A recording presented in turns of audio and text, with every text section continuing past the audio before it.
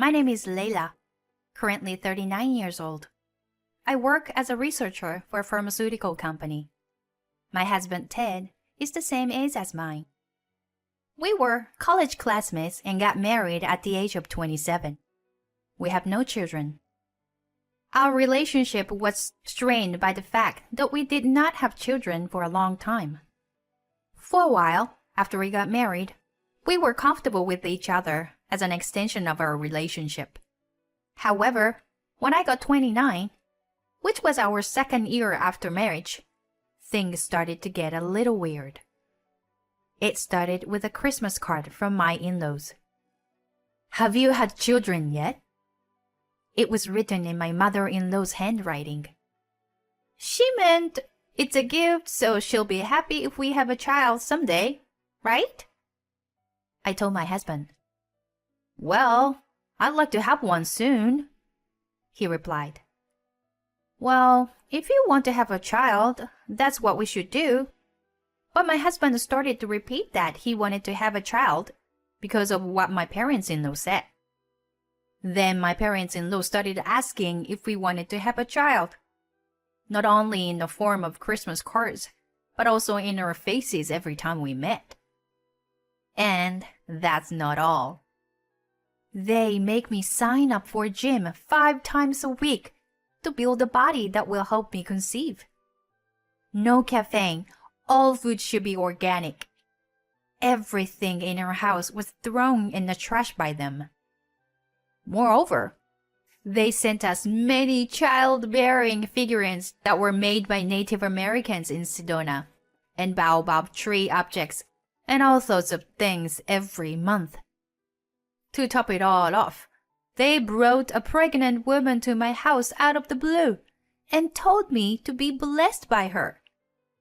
It was the beginning of the act of superstition for good luck, and that we are in trouble. Then, in our 4th year of our marriage, by the time I turned 31, both my husband and parents-in-law began to get impatient, and their superstitious act became even more heated. And they started calling me on the phone saying, "Hey, Layla, you go to the gym every day, don't you?" I responded to my in-laws in a reasonable manner and I tried to cover it up. But in reality, although I tried, it was impossible for me to go to the gym every day. It interfered with my work, so I stopped going. And every year, angry words on their Christmas cards saying that they want to see their grandchildren. And also keep sending me good luck objects for conceiving a child, saying they couldn't wait anymore.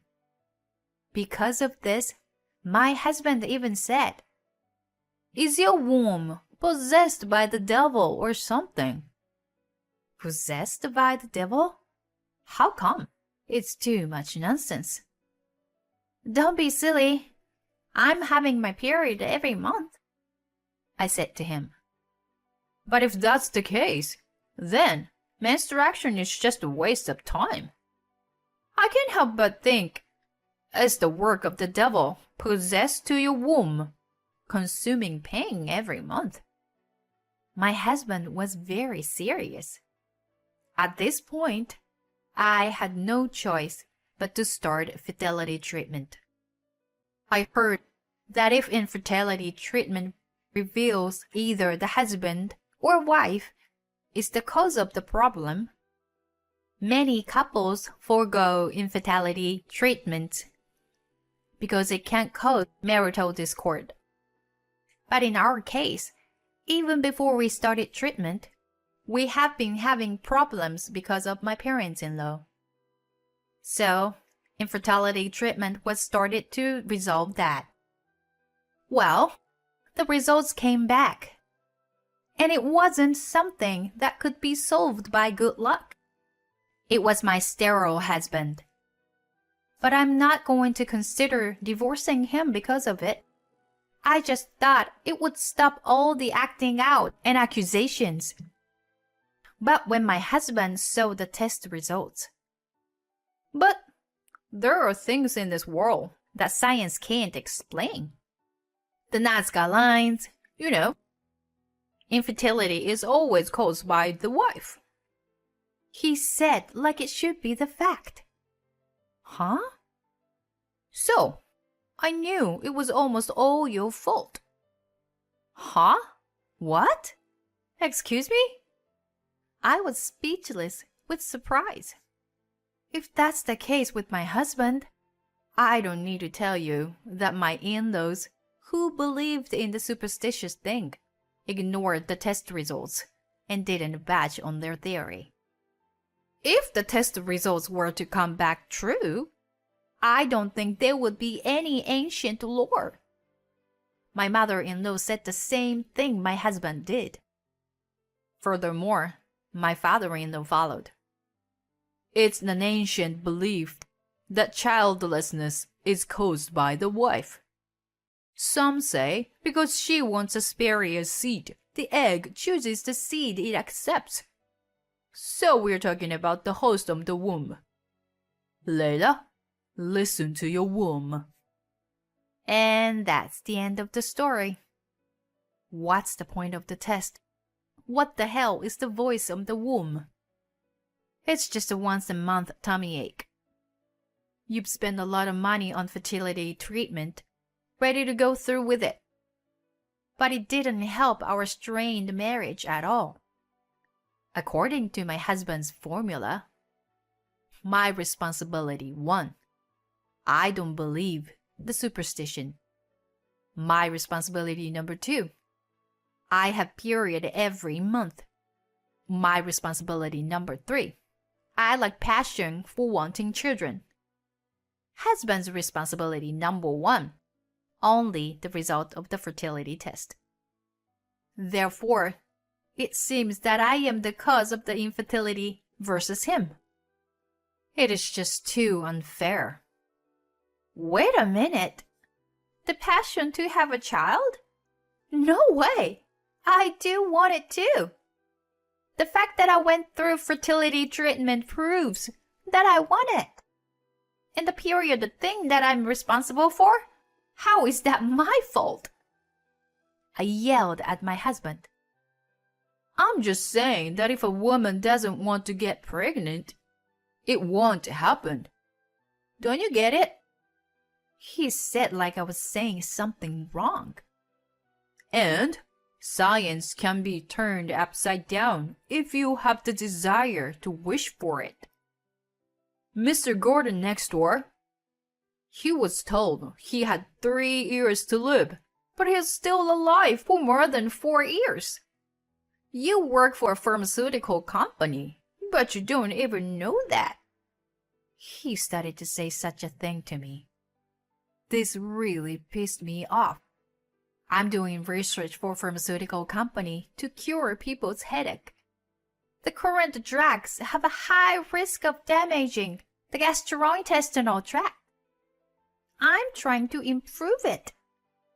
But when such noble research is neglected, I felt like my pride in my work, and by extension my humanity, was being denied.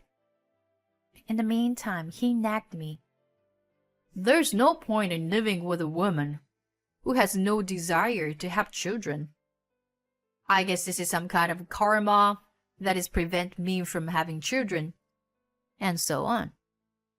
And my parents-in-law also said to me, if you have the bad luck of not being able to have children, we should not allow you to marry our son. This is beyond the level of good luck or bad luck. Because my in-laws are like that, my husband's feelings started to drift away again. And it was a negative spiral. Before I knew it, my husband was coming home late. And the number of days he was away from home on weekends also increased. Then one day, my husband said, I want to talk to you. I knew you were the cause of our infertility. While I thought what's the point now, I also had a vague idea of what was to come. The way my husband looked at me had changed. And then he began to talk about what I had expected. Since you didn't have the desire to have a baby, my feelings for you had gone already.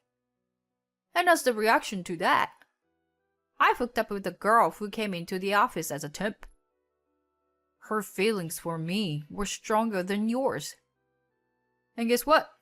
She got pregnant. So, I'll take a girl with stronger feelings for me. I'll be with her and answer to her feelings. Wow, is that so? Cool. I could only reply that way, 'cause I didn't listen to him seriously. Pregnant because of a strong feeling? How is that possible? I was like, well, congratulations, maybe? I don't know. But having a child with a woman you cheated on your wife with is absolutely wrong in the eyes of the world. I'm going to get my alimony, so be prepared for it, I told him. In response, my husband said, You are evil. I could smell infidelity in the air. If you had been as devoted as she was to me, I don't think it would have ended like this. I hope you will carry that evil possessed in your womb and get the hell out of my life. He spit it on, and then, I'll move into my love nest with her. So, at best you can stay here in this house and be alone. And he left the house. Be alone? Sure, I'll enjoy being alone. What a joy! I no longer had any feelings for my husband, because it's been proven that the husband is the cause of infidelity. I don't want him to blame me for my lack of passion or for being possessed by something. I can't stand the thought of being accused of the cause of infidelity. I felt a sense of relief that my life of being falsely accused and looked down upon every day was over. And all I felt was relief. Hey, I have another woman now, and will have a baby. I listened beside my husband as he gleefully called his in-laws. He was so confident that he was on speaker mode. Well, congratulations! I knew there was a difference between passion and a desire for a child. You should think you were free from bad luck. My mother-in-law was also in frenzy, blaming me alone for her misfortune of not having grandchildren. Within a few days, my husband was gone in high spirits to his new lover. The next day, I mailed the result of my husband's fertility test to his in-laws' house as a final gift. Now, a few years later, I was having a cup of tea in my shiny room after cleaning up on Saturday morning. I put some nice chocolate on the table. I was enjoying the most refreshing time of my life. And then the phone rang. I don't socialize much, so it's rare for my phone to ring on such a lazy afternoon. Who is it? I looked at the screen, and so it was my ex-mother-in-law. What is it? I answered the phone anyway. Please help me! I heard a shrill voice. I don't know what's going on. I was silent, and my ex-mother-in-law continued as if she had lost her mind. That baby is definitely not my son's, because she has darker skin and looks different from us. I pulled out my tea with a whoosh. Of course, she isn't. I was trying to tell them that the baby was definitely not my ex-husband's. So I sent my in-laws a copy of the test result. But it's funny how obvious the results showed its truth. There's nothing I can do to help. We're already divorced, I told her so coldly. Don't be so cold. It's fate that you became our daughter-in-law, isn't it? What kind of fate? I could have ignored her, but I wanted to see firsthand how confused my mother-in-law was. I decided to visit them the next day. I also had some things to say to them. When I visit the house, I found my ex-parents-in-law, my ex-husband, and his new wife. She wouldn't even look me in the eye. That's because when I divorced him, I took alimony from her too. They called her Scarlett, so I kind of knew her name. Well, maybe she's one of the cute ones. As soon as I arrived, my ex-mother-in-law said, "She gave birth to a baby, and it's a stranger's baby." She puffed up her nose and screamed, "We did everything we could do to help you have a healthy baby." My ex-mother-in-law is furious. "I didn't ask you to do anything. You just did everything on your own."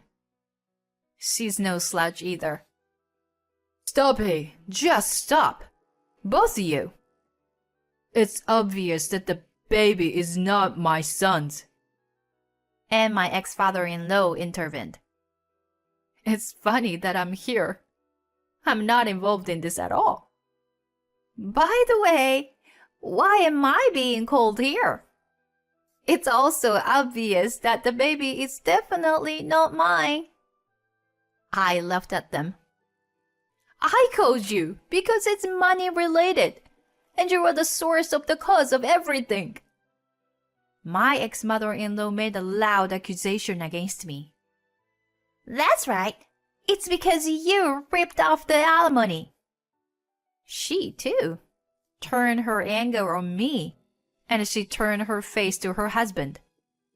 "This man lied to me when we started dating, saying he was paid twice as much as he made in a month. I would never have married him if he paid so little." She said out loud. "Me too. I wouldn't want to raise a child that is not mine. All you care about is money, money only."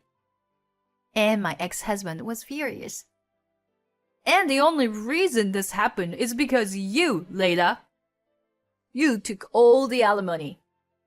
He threw his nonsense at me again. I laughed at his words instead.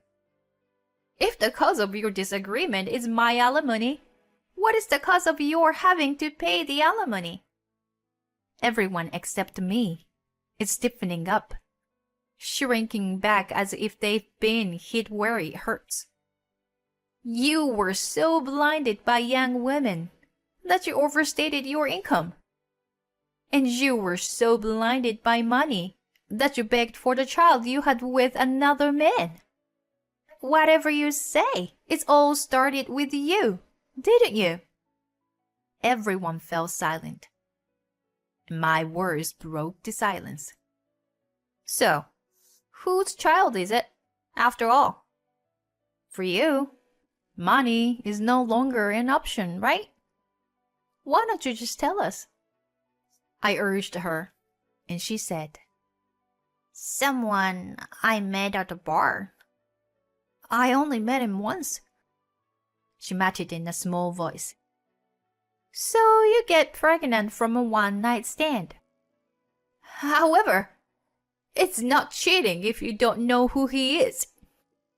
Layla had the bad luck to crush any chance, but this new wife has the bad luck to bring any kinds of luck. She's also a trash. You were the one who wanted the kid and took the liberty of having one." The ex-mother-in-law and the new wife started a war of attrition. So I decided to destroy them all at once. You guys were trying to bring good luck, weren't you? And you, Ted? You said if you have enough passion, you can do anything what science can't, right? I say with a laugh. Then pray for this baby to have lighter hair and lighter skin like you. And you have to do is have faith Isn't it right? Or rather, this child is nothing but a beautiful thing to me.